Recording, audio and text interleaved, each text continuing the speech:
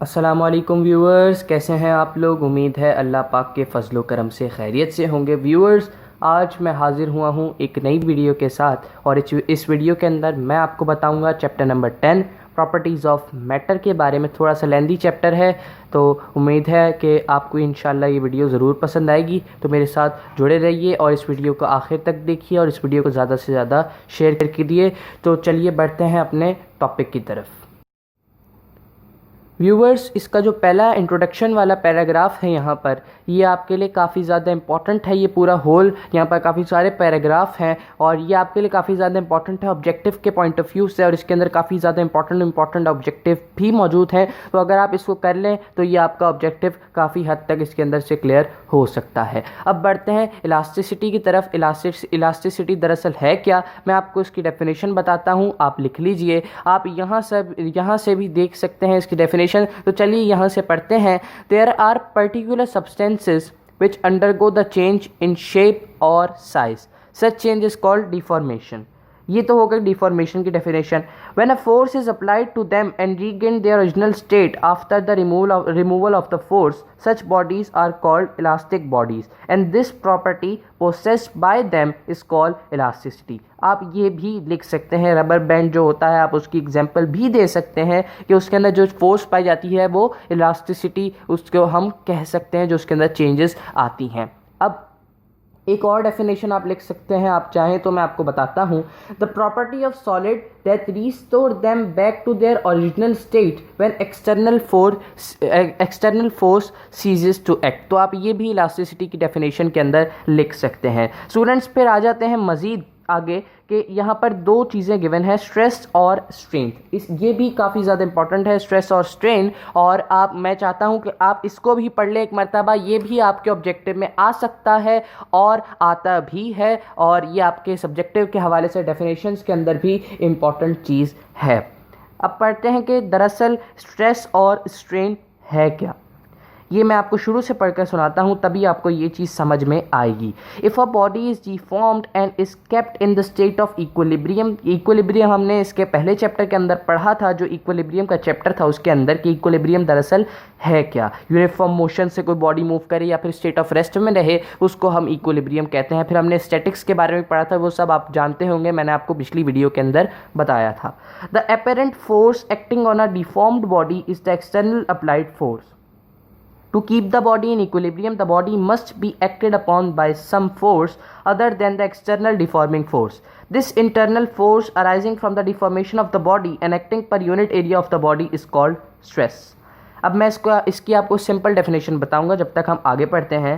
The relative deformation produced in the body is called strain. For an elastic body, the ratio of stress to strain is a constant and is called the modulus of elasticity. अब मैं आपको इनकी simple जो definition है आसान वो बताता हूँ। स्ट्रेस की डेफिनेशन हो सकती है, it is the force acting on unit area of an object. आप ये भी लिख सकते हैं और इसका आप यूनिट भी लिख सकते हैं, न्यूटन मीटर स्क्वायर, ये इसका यूनिट है। अब आ जाए स्ट्रेन की तरफ कि स्ट्रेन दरअसल है क्या। स्ट्रेन ये है कि the apparent change in the shape, volume और length of an object caused due to stress is called strain.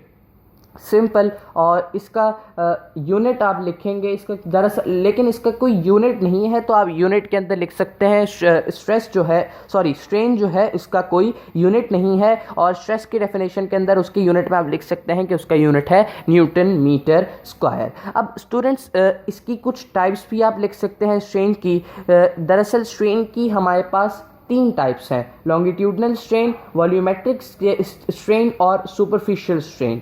ये दरअसल ये स्ट्रेन की जो टाइप्स हैं आप लिख सकते हैं, इसको डिफ़ाइन करेंगे, डिफ़ाइन भी आप कर सकते हैं। इनके नामों से पता चल रहा है कि लॉन्गिट्यूडनल स्ट्रेन लेंथ और वॉल्यूमेट्रिक स्ट्रेन वॉल्यूम के बारे, इस तरह से ये इनके जो डेफिनेशंस हैं, जो इनकी हेडिंग्स हैं, वो इनके बारे में डिफ़ाइन कर रही हैं। आप चाहें तो इनकी टाइप्स लिखकर इनको डिफ़ाइन भी कर सकते हैं। तो मैंने आपको बताया कि जैसा कि यूनिट और स्ट्रेन का जो यूनिट है वो कोई भी नहीं होता, यूनिट नहीं होता इसका। ये दरअसल ये रेशो है इस 2 क्वांटिटीज़ के दरमियान, तभी इसका यूनिट नहीं होता। और स्टूडेंट्स, मेन चीज़ जो है वो ये पूछी जाती है, डिफरेंस भी पूछा जाता है हमारे पास स्ट्रेस और स्ट्रेन का, कि स्ट्रेस और स्ट्रेन का आप डिफरेंस बताइए, तो आप एक एक पॉइंट इसके अंदर सबसे पहला हो जाएगा हमारे पास डेफिनेशन का, फिर आप इसका पॉइंट लिख सकते हैं यूनिट का, फिर उसके बाद आप इसका पॉइंट लिख सकते हैं फार्मूला का, और आप एक दो पॉइंट मज़ीद अपनी तरफ से इसके अंदर से भी बना सकते हैं। तो ये आपके लिए काफ़ी ज़्यादा आसानी हो जाएगी। इन सब चीज़ों को देख लेंगे अगर आपके पास ये पूछा गया तो आप आराम से इसका क्वेश्चन दे सकते हैं अपने पेपर के अंदर। स्टूडेंट्स, अब आ जाते हैं यंग्स मॉड्यूलस की तरफ कि यंग्स मॉड्यूलस दरअसल है क्या। Young's modulus is the ratio of stress and longitudinal strain under the limit of an elastic material. Young's modulus जो है वो एक रेशो है स्ट्रेस और लॉन्गिट्यूडनल स्ट्रेन का। जैसे कि मैंने आपको टाइप्स बताई थी, तो ये लॉन्गिट्यूडनल स्ट्रेन का है जो रेशो है under the elastic limit of an elastic material. एक इलास्टिक मटेरियल की जो आखिरी लिमिट होती है इलास्टिसिटी की, उसके स्ट्रेच होने की, उसके लिमिट के अंदर ये उसका रेशो कहलाता है। तो इसका यूनिट आप लिख सकते हैं न्यूटन पर मीटर स्क्वायर, ये इसका यूनिट है। तो स्टूडेंट्स, ये यंग मॉड्यूलस की भी आप डेफिनेशन लिख सकते हैं और ये पूछी भी जा सकती है आपके पेपर के अंदर। फिर यहाँ पर कुछ इंपॉर्टेंट चीज़ें इस पैराग्राफ के अंदर भी मौजूद हैं ऑब्जेक्टिव के हवाले से, तो अगर आप इसको पढ़ लें तो आपके लिए काफ़ी ज़्यादा आसानी हो जाएगी। यहाँ पर इलास्टिक लिमिट की डेफिनेशन आप ढूंढ सकते हैं यहाँ पर, और यहाँ पर भी गिवन है ये इलास्टिक लिमिट की डेफिनेशन। जैसा कि यहाँ देखें, Hooke's law is obeyed up to a certain limit called the elastic limit, that is there is certain maximum value of the stress which deforms a body beyond which the body will not regain. दरअसल ये इसके अंदर Hooke's law के बारे में बताया हुआ है जो कि आप आगे पढ़ेंगे, और इसकी डेफिनेशन हम इसमें से शायद देख सकें। चलिए पढ़ते हैं, जानते हैं इसके अंदर क्या लिखा है। इलास्टिक लिमिट, किसी बॉडी को एक लिमिट तक खींचना और फिर उस बॉडी का टूट जाना उसकी इलास्टिक लिमिट कहलाता है। It is the maximum value of stress with in which the body exhibits the property of elasticity. वही बात जो मैंने अभी आपको उर्दू में समझाई। Below the elastic limit the body regains its original state of the shape and size after the removal of the deforming force. Beyond the elastic limit the body does not regain completely its original state when the deforming force is removed. Body अपनी जो असल form होती है उसको नहीं regain कर सकती जब उससे जो एक डिफॉर्मिंग फोर्स जो है वो जब रिमूव की जाए। तो आप इसके इलास्टिक लिमिट के अंदर भी इसकी डेफिनेशन बनाकर लिख सकते हैं। अब बढ़ते हैं स्टूडेंट्स आगे। अब कुछ चीज़ें यहाँ पर इम्पॉर्टेंट हैं, वो है ये हुक्स लॉ जो कि सबसे ज़्यादा इम्पॉर्टेंट है और ये पूछा भी जाता है और स्टूडेंट्स ये छोड़ देते हैं। तो स्टूडेंट्स प्लीज़ ये मत छोड़िए और इस पैराग्राफ को एक मरतबा आप पढ़ लीजिए। तो अगर आपके पास ये आए तो आप इस सवाल के अंदर भी ये लिख सकते हैं पैराग्राफ, तो आपके लिए काफ़ी ज़्यादा आसानी हो जाएगी। इसको पढ़ लेंगे तो आपको इसके बारे में comparison of elasticities of two substances के बारे में समझ में आ जाएगा। हुक्स लॉ के बारे में बात करें तो हुक्स लॉ के बारे में हम पढ़ते हैं। Let a helical spring be suspended vertically from a fix support. ठीक, a block is attached at its lower end due to force of gravity the block is displaced downward. समझ में आ रही हो कि सिंपल लिखा हुआ है ये। As a result the spring is stretched. देखें, ये कह रहा है कि यहाँ पर ये डायग्राम के अंदर यहाँ पर बना हुआ है कि एक स्प्रिंग है, उसके नीचे ब्लॉक लगाया और वो स्प्रिंग जो है वो सस्पेंडेड है किसी ऊपर फोर्स, यानी किसी आप कह सकते हैं वो जो स्प्रिंग जो है वो किसी रिजिड सपोर्ट से लगा हुआ है, अटैच्ड है, और वो ऊपर यहाँ से अटैच्ड है और इसको स्ट्रेच करने के लिए हमने इसके नीचे एक ब्लॉक अटैच किया और वो ब्लॉक इसको अपने तरफ नीचे खींच रहा है। ये अभी तक इसके अंदर बताया है। After a little while the block becomes to rest and attains equilibrium. Equilibrium मैंने आपको समझाया था। Under this condition the block is under the action of two forces. इस कंडीशन के अंदर जो ब्लॉक है हमारे पास वो टू फोर्सेस के एक्शन में है। द फर्स्ट जो है force, the force of gravity acting downward and the tension in the spring in upward direction. In equilibrium the two forces are equal and opposite. ये बात ये कह रहा है कि यहाँ पर टेंशन भी है और ब्लॉक के ऊपर जो फोर्स लग रही है वो उसको नीचे भी खींच रही है। तो एक तरह से यहाँ पर एक टेंशन क्रिएट हो गई, यानी उसकी ऑपोजिट साइड पर भी और उसकी सीधी साइड पर भी, दोनों साइडों पर एक ही जितनी फोर्स लग रही है, जो कि हमने पहले पढ़ा था टेंशन का जो चैप्टर था जिसके अंदर हमने ये पढ़ा था उसके बारे में मैंने आपको बताया था कि टेंशन होती क्या है।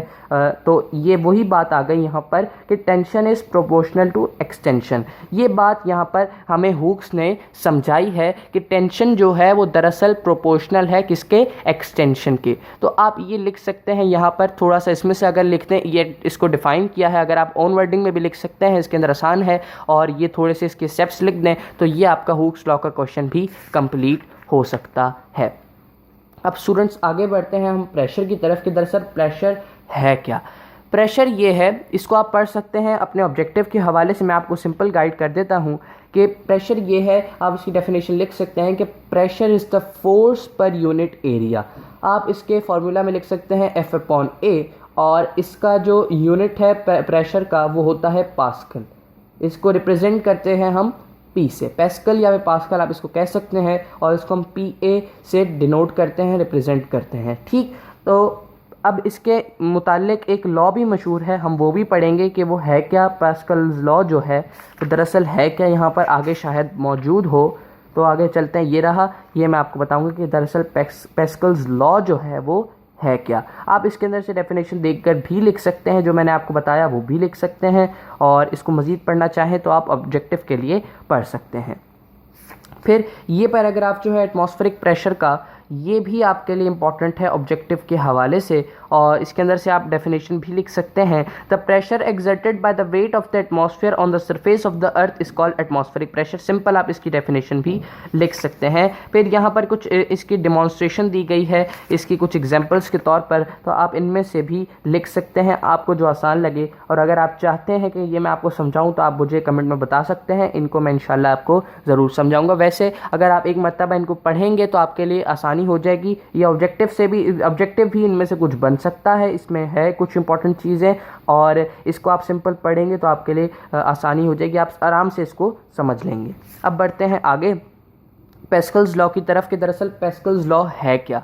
अब इसकी स्टेटमेंट मेन है, तो मैं आपको दरअसल इसकी स्टेटमेंट बता दूं कि दरअसल पास्कल्स लॉ में क्या बयान किया गया है, पास्कल ने क्या क्या कहा है। तो आप लिख सकते हैं, मैं आपको बताता हूं कि पास्कल्स लॉ की स्टेटमेंट क्या है। The pressure applied to any place to an enclosed fluid is transmitted undimensionally and equally to every portion of the fluid।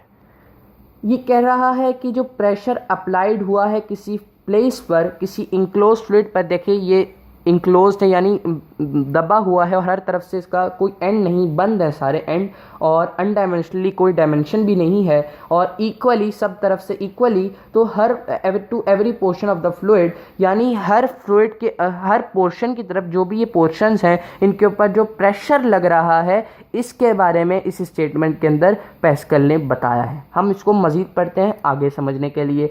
The law states that when a pressure is applied to a liquid it is transmitted undimensionally equally in all directions, we can prove the statement experimentally। तो जो मैंने आपको statement बताई आप वो लिख सकते हैं, और इसको मज़ीद डिफाइन करने के लिए आप ये भी इसकी एक्सप्लेनेशन के तौर पर लिख सकते हैं। तो आपकी एक डेफिनेशन की हेडिंग, एक पास्कल्स लॉ की हेडिंग और एक एक्सप्लेनेशन की हेडिंग बन गई। फिर आप उसकी एक डायग्राम की हेडिंग बनाकर उसके अंदर इसकी डायग्राम ड्रॉ कर दें तो वेल एंड गुड, आपको अच्छे मार्क्स इंशाल्लाह ज़रूर मिलेंगे। तो आप इसको मज़ीद पढ़ सकते हैं, इसकी मज़ीद डिमॉन्स्ट्रेशन, इसकी मज़ीद समझने के लिए। अब बढ़ते हैं आगे, एप्लीकेशन ऑफ पास्कल लॉ। इसके अंदर भी इसके एग्जाम्पल के तौर पर दिया गया है कि ये पास्कल्स लॉ दरअसल यूज़ कहाँ होता है। यहाँ पर हमारे पास जी 3 चीज़ें हमें गिवन है, हाइड्रोलिक लिफ्ट, हाइड्रोलिक ब्रेक और हाइड्रोलिक प्रेस। इन सब का जो लिंक्ड है वो दरअसल एक ही चीज़ से है, और वो इसका जो लिंक है वो हमारे पास हाइड्रोलिक चीज़ों से लिंक है, इसका प्रेशर से लिंक है, और जो प्रेशर वाटर के अंदर पाया जाता है हमारे उस तरफ से, इसके ऊपर इसका सारा लिंक है कि ये प्रेशर से ये तीनों अप्लायंसेस जो हैं, जिसका एप्लीकेशंस जो हैं तीनों, ये वर्क करती हैं। इनकी आप डायग्राम देख रहे हैं, आपको डायग्राम से भी समझ आ जाएगा कि यहाँ से प्रेशर लग रहा है पिस्टन से इससे, और ये जो दूसरा पिस्टन है इसके ऊपर सरफेस है, उससे वेट जो है हमारा वो लिफ्ट हो रहा है। फिर फिर यहाँ पर प्रेशर अप्लाई हो रहा है और जाकर ये ब्रेक्स लग रही हैं हमारी टायर्स में। कार्स के अंदर जो ब्रेक्स लगती हैं हमारे टायर्स रुक जाते हैं, तो ये इसके बारे में वो बताया है हाइड्रोलिक ब्रेक के अंदर। फिर हाइड्रोलिक प्रेस जो है इसके अंदर भी ये बताया गया है कि ये ऊपर रिजिड सपोर्ट होती है, फिर ये यहाँ से जब ये प्रेशर लगता है तो ये कंप्रेस होता है और ये जो बीच में जो मटेरियल होता है वो प्रेस हो जाता है और स्ट्रेच हो जाता है। जो भी इसको आप अपने आसान अल्फाज में कह सकते हैं। आप मज़ीद इसके अंदर पढ़ेंगे तो आपके लिए आसानी हो जाएगी समझने में, और अगर ये आपके पास आता है आपके पेपर्स के अंदर तो आप इसको आराम से आसान से कर सकते हैं। अब बढ़ें आर्किमिड्स प्रिंसिपल के बारे में, तो इसके बारे में हम पढ़ते हैं इस पैराग्राफ के अंदर, तो आपको इसके बारे में काफ़ी हद तक समझ में आ जाएगी।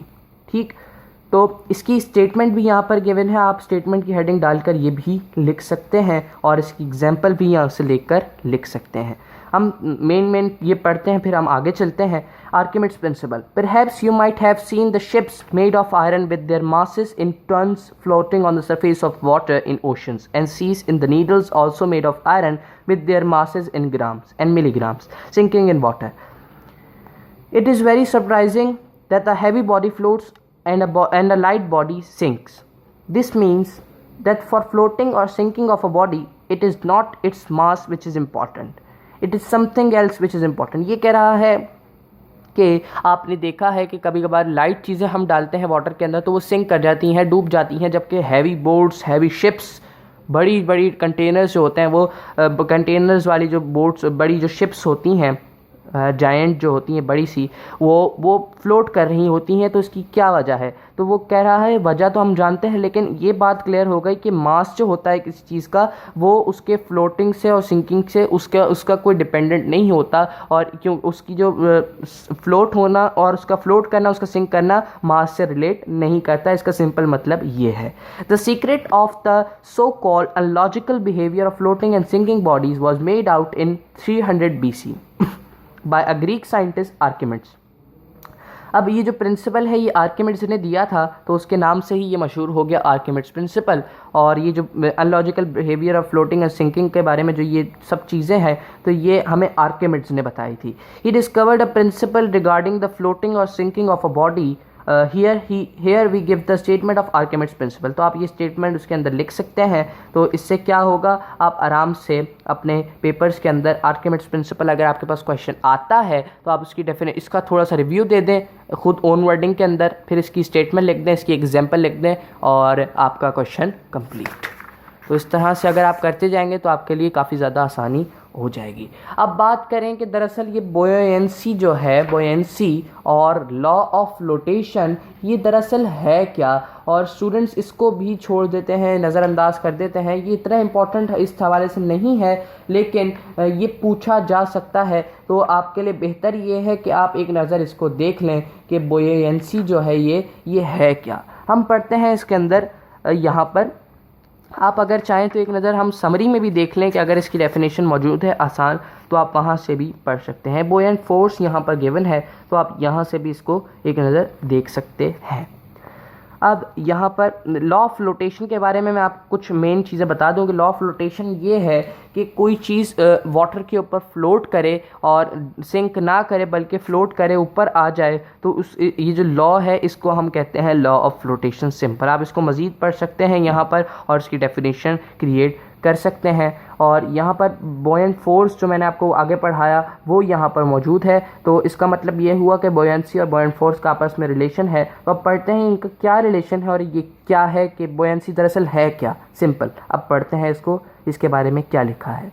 Buoyancy is the property of a liquid by virtue which it exerts an upward force और अपथ्रस्ट। अब अपथ्रस्ट ये है कि एक प्रॉपर्टी एक लिक्विड की, उसकी कुदरती तौर पर उसकी एक प्रॉपर्टी कि कोई चीज़ उसके अंदर जब आए, कोई चीज़ फ्लोट करे या फिर कुछ उसके अंदर सिंक हो, तो वो उसको अपथ्रस, यानी उसकी जो प्रॉपर्टी है अपथ्रस करने, अपथ्रस का मतलब ये है कि वो उसको अपवर्ड की तरफ, ऊपर की तरफ धकेले। तो ये जो उसकी ऊपर की तरफ धकेलने की प्रॉपर्टी है इसको हम कहते हैं जो फोर्स होती है इसमें, इसको हम कहते हैं बुओयंट फोर्स। आगे पढ़ते हैं, विच इज़ होली और partially immerse in liquid, this upward force is called buoyant force. ये जो अपवर्ड फोर्स जो लगती है, इन जो प्रॉपर्टी जो होती है लिक्विड की, ये ऊपर अपवर्ड फोर्स लगाने की जो ये प्रॉपर्टी होती है, इस प्रॉपर्टी के ऊपर जो फोर्स लगती है उस फोर्स को आप कहते हैं बुओयंट फोर्स। सिंपल। तो आप इसके अंदर से इसकी डेफिनेशन आराम से क्रिएट कर दी आपने। आप इसकी एग्जाम्पल भी अपने तरफ से लिख सकते हैं। तो आप मज़ीद पढ़ें तो आपको मज़ीद आसानी हो जाएगी अपने क्वेश्चन को मज़ीद अच्छा लिखने में। तो अब आ जाए थोड़ा सा इसके ऊपर कि kinetic molecular theory of matter है क्या। ये आपने पहले भी पढ़ा होगा कि काइनेटिक मॉलिक्यूलर थ्योरी के बारे में। तो अब थोड़ा सा इसका रिव्यू लेते हैं और इसके बारे में पढ़ते हैं कि ये है क्या। According to kinetic molecular theory, matter is composed of molecules. These molecules are always in motion, which could be vibrational, rotational, translative, or all of them. Hence, the molecule could have all kind of kinetic energy. Hence, a molecule possesses kinetic energy due to vibration, translation, or rotation. They are called vibrational, translation, and rotational kinetic energy. The molecule of a substance attract each other with a force which depends on the distance between them. It decreases rapidly with the increase of the distance between them. आप इसके अंदर से कुछ भी statement बनाकर कोई भी 3-4 line इसमें से आसानी से जो आपको समझ में आए और इसको आप ओन वर्डिंग में भी करके लिख सकते हैं। और ये सिंपल है, इसको याद करना भी आसान है। आप लिख सकते हैं काइनेटिक मॉलिक्यूलर थ्योरी का अगर आपके पास क्वेश्चन आए तो। मैटर की दरअसल इसके अंदर मॉलिक्यूलर थ्योरी जो है वो पूछी गई है कि ये है क्या काइनेटिक मॉलिक्यूलर थ्योरी। मैटर की मॉलिक्यूलर थ्योरी क्या है। तो मैटर के अंदर जो मॉलिक्यूल्स मूव करते हैं वो वाइब्रेटरी तौर पर या फिर वाइब्रेशन के तौर पर, या फिर ट्रांसलेशन और रोटेशनल जो काइनेटिक एनर्जीज जो होती हैं उसकी वजह से इसके जो पार्टिकल्स होते हैं मैटर में वो मूव करते हैं। और इससे इनके अंदर थोड़ा डिफरेंस होता है, यानी उनके मॉलिक्यूल साथ जुड़े हुए होते हैं, किसी में थोड़े से दूर होते हैं, किसी में बहुत ज़्यादा दूर होते हैं मैटर के अंदर। तो इनके तरफ से इनके अंदर एक एनर्जी क्रिएट होती है। कुछ जो ज़्यादा इफेक्टिव होते हैं, जो ज़्यादा करीब होते हैं वो कम होते हैं, थोड़े से दूर वो ज़्यादा होते हैं, और जो बहुत ज़्यादा दूर होते हैं वो ज़्यादा इफेक्टिव होते हैं। तो ये चीज़ इसके अंदर आपको बताई हुई है, तो आप इसको पढ़कर लिख सकते हैं इसके बारे में। अब जाने कि सरफेस टेंशन क्या है। Surface tension is the property of a liquid by virtue of which the free surface of a liquid behaves like a stretch membrane tending to decrease the surface area. ये इसकी simple definition हो गई। आप इसकी यहाँ से example भी लिख सकते हैं, और बस इसकी आप एग्जाम्पल यहाँ से लिख सकते हैं, एग्जाम्पल शोइंग सरफेस टेंशन। और फिर आ जाते हैं फ्लूइड फ्रिक्शन पर, और इसके बारे में जानते हैं कि फ्लूइड फ्रिक्शन क्या है। ये देखिए यहाँ पर एक चार्ट गिवन है विस्कोसिटी के बारे में कि इन मटेरियल्स की विस्कोसिटी क्या है। आप जानते हैं कि विस्कोसिटी क्या होता है। विस्कोसिटी, इसको आप फ्लूइड फ्रिक्शन भी कह सकते हैं। और इसके फ्लूइड फ्रिक्शन इन मटेरियल्स की क्या है, तो ये आपसे ऑब्जेक्टिव के दरमियान पूछा जा सकता है, और ये भी आपके लिए ऑब्जेक्टिव के अंदर बहुत ज़्यादा इंपॉर्टेंट है। अब पढ़ते हैं कि दरअसल फ्लूइड फ्रिक्शन है क्या। मैं आपको इसको आसान अल्फाज में समझा दूं कि फ्लूइड फ्रिक्शन ये है कि it is the force which arises due to the force of friction between different layers of fluid in flow. Simple.